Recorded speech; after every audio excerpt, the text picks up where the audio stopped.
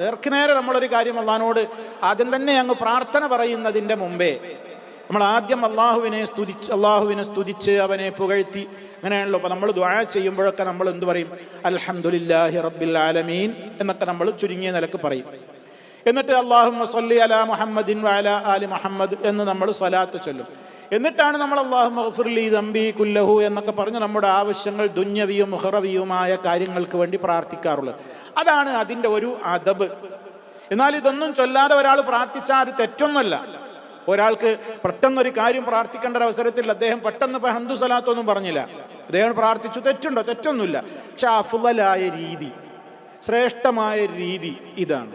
നമ്മൾ അള്ളാഹുവിനെ പുകഴ്ത്തി നബി സല്ലല്ലാഹു അലൈഹി വസല്ലമിൻ്റെ മേൽ സ്വലാത്തും ഉരുവിട്ട് ശേഷം നമ്മുടെ കാര്യം ഉദ്ദേശിക്കുന്നത് പ്രാർത്ഥിക്കുക എന്നുള്ളതാണ് പ്രാർത്ഥനയുടെ അഫ്ളലായ ഒരു രീതി എന്നാണ് ഇവിടെ നബി സല്ലല്ലാഹു അലൈഹി വസല്ലം പഠിപ്പിക്കുന്നത്.